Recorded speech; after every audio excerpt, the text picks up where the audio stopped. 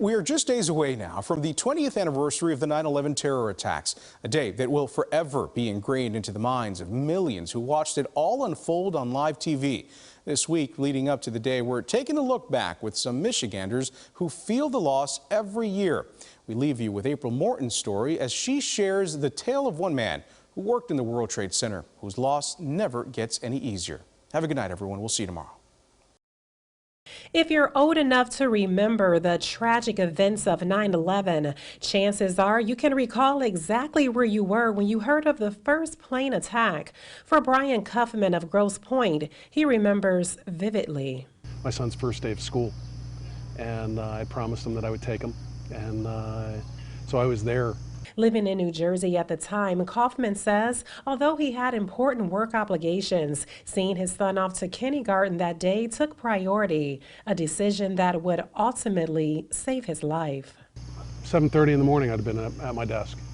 My training was to if you have an issue, be there kind of all hands on deck. Kaufman's desk was on the 86th floor of the South Tower 2 World Trade Center. While in the car that morning, he got a call that would forever change him.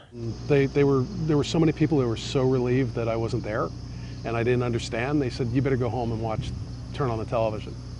And I turned on the TV to see after the first plane had hit, and immediately started calling my friends and coworkers that were and people who worked for me in the tower. I spoke with my assistant, and whose wife was pregnant at the time, and I said, "Your wife's pregnant. Get out of there." I said, "What's the risk if if it turns out to be nothing? You just go back to your desk." Shortly after that conversation, the second plane hit. Kaufman's assistant didn't make it out.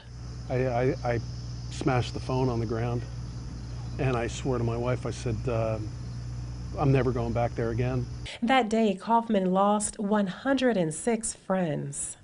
My wife and I were going to funerals for 2 months, and sometimes we had more than one funeral in a day. He says it was just too much to bear, and eventually they just stopped going. Now he holds tight this 9/11 book, which honors the lives lost on that tragic day, including those he knew personally.